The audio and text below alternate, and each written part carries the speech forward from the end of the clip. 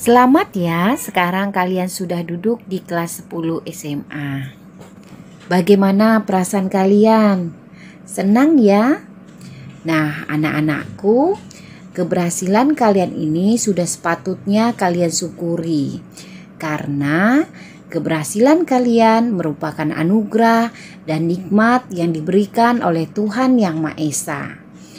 Rasa syukur kalian kepada Tuhan Yang Maha Esa dapat kalian tunjukkan dengan semangat belajar yang tinggi dalam rangka mengembangkan potensi diri kalian masing-masing. Pada pertemuan kita yang pertama ini, kita akan mempelajari sistem pembagian kekuasaan negara Republik Indonesia. Secara sederhana, kekuasaan dapat diartikan sebagai kemampuan seseorang untuk mempengaruhi orang lain supaya melakukan tindakan-tindakan yang dikehendaki atau diperintahkannya.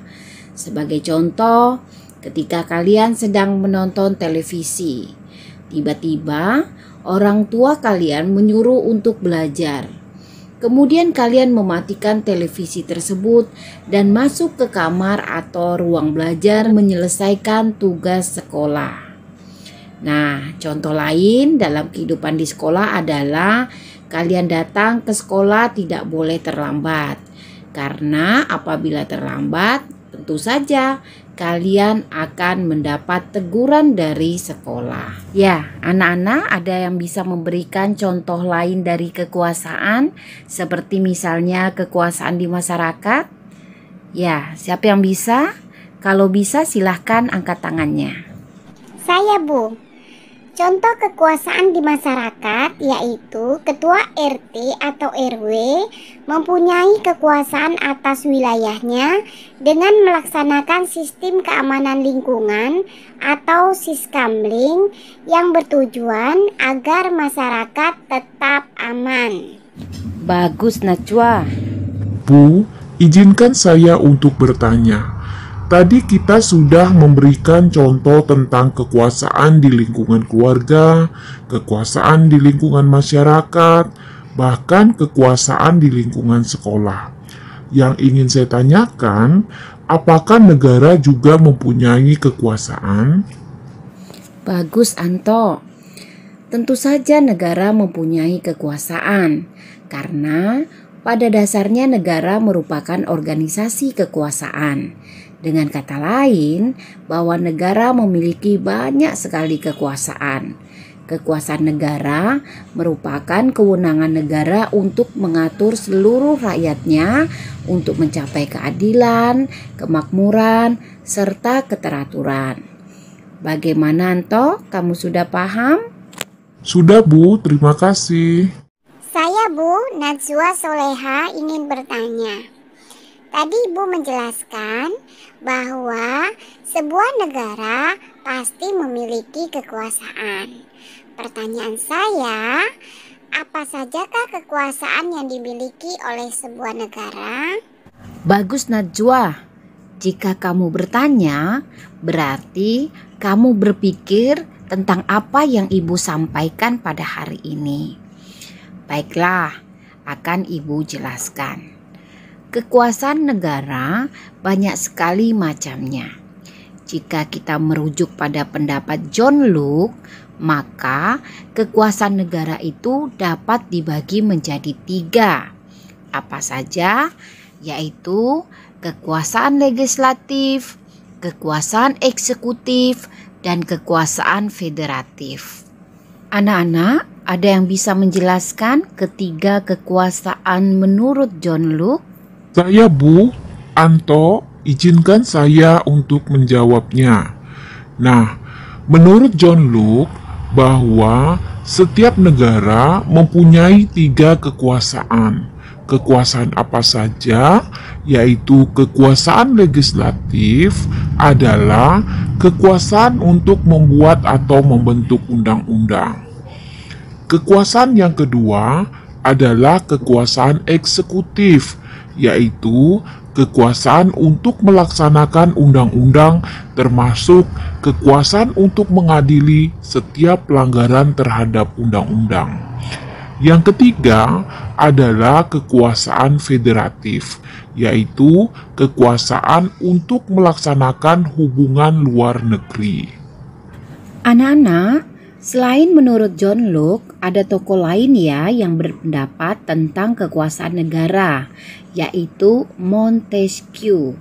Ayo, siapa di antara kalian yang bisa menjelaskan tentang kekuasaan negara menurut Montesquieu? Silahkan angkat tangannya terlebih dahulu. Saya Bu, Dian. Kekuasaan negara menurut Montesquieu dibagi menjadi 3. Yang pertama, kekuasaan legislatif. Yang kedua, kekuasaan eksekutif. Yang ketiga, kekuasaan yudikatif. Nah, yang dimaksud dengan kekuasaan legislatif di sini adalah kekuasaan untuk membuat atau membentuk undang-undang. Sedangkan menurut Montesquieu bahwa kekuasaan eksekutif adalah kekuasaan untuk melaksanakan undang-undang. Sementara itu, kekuasaan yudikatif menurut Montesquieu adalah kekuasaan untuk mempertahankan undang-undang, termasuk kekuasaan untuk mengadili setiap pelanggaran terhadap undang-undang. Bagus, Dian. Anak-anak, pendapat yang dikemukakan oleh Montesquieu merupakan penyempurnaan dari pendapat John Locke. Kekuasaan federatif oleh Montesquieu dimasukkan ke dalam kekuasaan eksekutif. Di sini, fungsi mengadili dijadikan kekuasaan yang berdiri sendiri. Ketiga kekuasaan tersebut dilaksanakan oleh lembaga-lembaga yang berbeda yang sifatnya terpisah. Nah, teori Montesquieu ini kemudian dinamakan dengan teori trias politika. Baik anak-anak, kalau tadi kita sudah menjelaskan tentang macam-macam kekuasaan negara, selanjutnya kita akan membahas konsep pembagian kekuasaan di Indonesia. Nah, anak-anakku, dalam sebuah praktek ketatanegaraan, tidak jarang terjadi pemusatan kekuasaan pada satu orang saja. Terjadi pengelolaan sistem pemerintahan dilakukan secara absolut atau otoriter. Nah, untuk menghindari hal tersebut, perlu ada pemisahan atau pembagian kekuasaan. Supaya apa? Yaitu supaya terjadi kontrol dan keseimbangan di antara lembaga pemegang kekuasaan. Dengan kata lain, kekuasaan legislatif, eksekutif, maupun yudikatif tidak dipegang oleh satu orang saja. Izin Bu, ada beberapa hal yang masih belum saya pahami.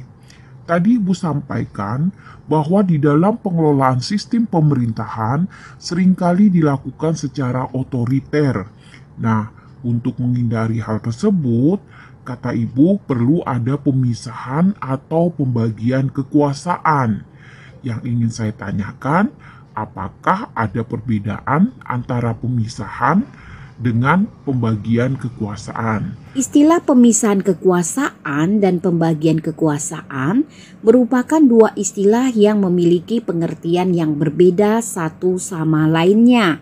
Pemisahan kekuasaan berarti kekuasaan negara itu terpisah-pisah dalam beberapa bagian, baik mengenai organ maupun fungsinya.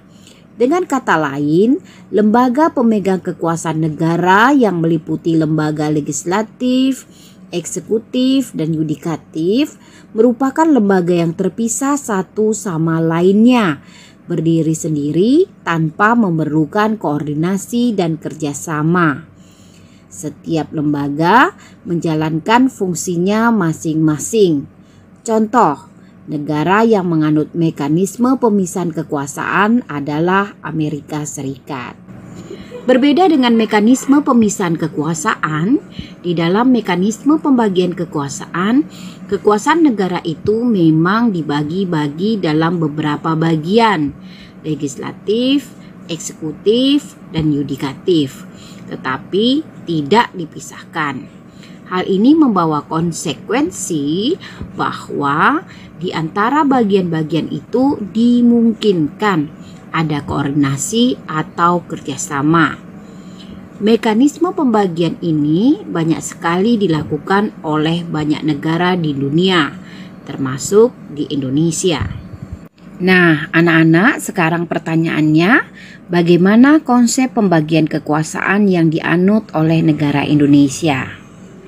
Pembagian kekuasaan di Indonesia terdiri atas dua bagian, yaitu pembagian kekuasaan secara horizontal dan pembagian kekuasaan secara vertikal. Ayo anak-anak, siapa yang bisa menjelaskan tentang pembagian kekuasaan secara horizontal dan pembagian kekuasaan secara vertikal? Silahkan. Saya, Bu. Pembagian kekuasaan secara horizontal yaitu pembagian kekuasaan menurut fungsi lembaga-lembaga tertentu, legislatif, eksekutif, dan yudikatif. Sedangkan pembagian kekuasaan secara vertikal merupakan pembagian kekuasaan berdasarkan tingkatannya, yaitu pembagian kekuasaan antara beberapa tingkatan pemerintahan. Berdasarkan Undang-Undang Dasar Negara Republik Indonesia tahun 1945, secara horizontal, pembagian kekuasaan negara dilakukan pada tingkatan pemerintahan pusat dan pemerintahan daerah. Pembagian kekuasaan pada tingkatan pemerintahan pusat berlangsung antara lembaga-lembaga negara yang sederajat. Pembagian kekuasaan pada tingkat pemerintahan pusat mengalami pergeseran setelah terjadinya perubahan Undang-Undang Dasar Negara Republik Indonesia tahun 1945. Pergeseran yang dimaksud adalah pergeseran klasifikasi kekuasaan negara yang umumnya terdiri atas 3 jenis, legislatif, eksekutif, dan yudikatif, menjadi 6 kekuasaan negara.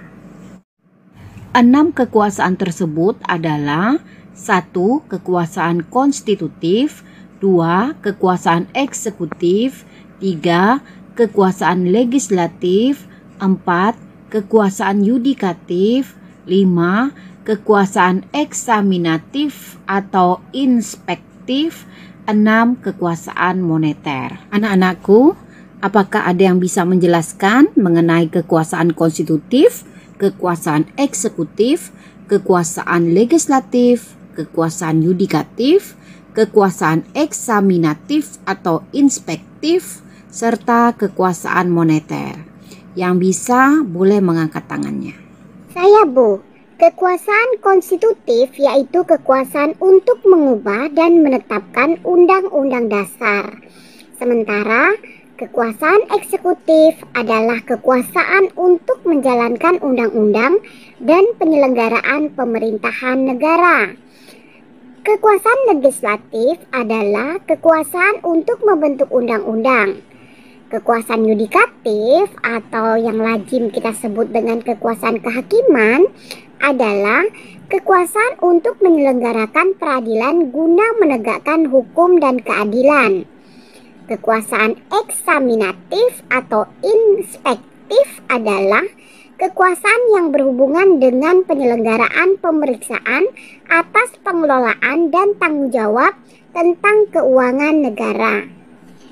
Kekuasaan moneter yaitu kekuasaan untuk menetapkan dan melaksanakan kebijakan moneter, mengatur dan menjaga kelancaran sistem pembayaran, serta memelihara kestabilan nilai rupiah. Luar biasa, Dian. Terima kasih sudah berpartisipasi dalam pembelajaran kita hari ini. Anak-anak, pembagian kekuasaan secara horizontal pada tingkatan pemerintahan daerah berlangsung antara lembaga-lembaga daerah yang sederajat, yaitu antara pemerintah daerah yang terdiri dari kepala daerah atau wakil kepala daerah dan Dewan Perwakilan Rakyat Daerah atau DPRD. Pada tingkat provinsi, pembagian kekuasaan berlangsung antara pemerintah provinsi yang terdiri dari gubernur atau wakil gubernur dan DPRD provinsi. Sedangkan pada tingkat kabupaten atau kota, pembagian kekuasaan berlangsung antara pemerintah kabupaten atau kota, yaitu bupati atau wakil bupati atau wali kota atau wakil wali kota dan DPRD kabupaten atau kota. Baik anak-anak, selanjutnya kita akan membahas pembagian kekuasaan secara vertikal. Tadi telah disebutkan bahwa pembagian kekuasaan secara vertikal merupakan pembagian kekuasaan berdasarkan tingkatannya, yaitu pembagian kekuasaan antara beberapa tingkatan pemerintahan. Pembagian kekuasaan secara vertikal muncul sebagai konsekuensi dari diterapkannya asas desentralisasi di Negara Kesatuan Republik Indonesia.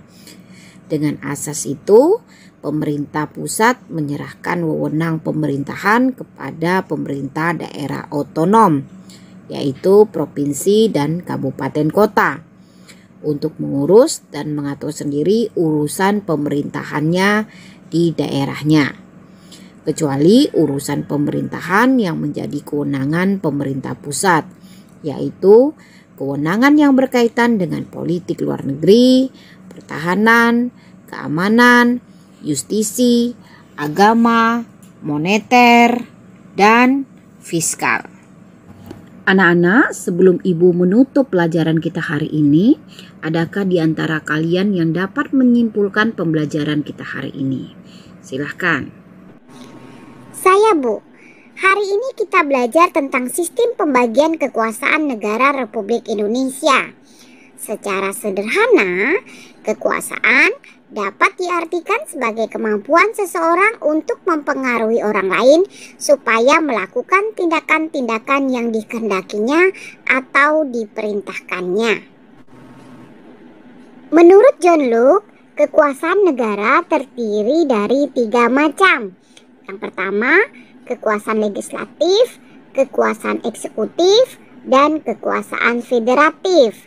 Sedangkan menurut Montesquieu, kekuasaan negara ada 3. Yang pertama, kekuasaan legislatif, kekuasaan eksekutif, dan kekuasaan yudikatif. Nah, teori Montesquieu ini merupakan penyempurnaan dari pendapat John Locke. Teori Montesquieu ini dikenal dengan teori trias politica. Pembagian kekuasaan di Indonesia terdiri atas 2 bagian, yaitu pembagian kekuasaan secara horizontal dan pembagian kekuasaan secara vertikal. Bagus, Tian. Terima kasih ya sudah menyimpulkan pembelajaran kita hari ini. Anak-anak, untuk selanjutnya kalian mengerjakan soal dalam bentuk Google Form. Nah, pertanyaan dalam bentuk Google Form ini Ibu siapkan untuk mengetahui sejauh mana pemahaman kalian terhadap materi yang telah Ibu berikan. Jika setelah pelajaran hari ini ternyata ada hal-hal yang masih tidak kalian bisa pahami, silakan kalian tanyakan di grup WhatsApp kelas ataupun kalian bisa menanyakan secara pribadi di nomor WA Ibu ya. Baik, untuk selanjutnya jangan lupa mengisi daftar hadir.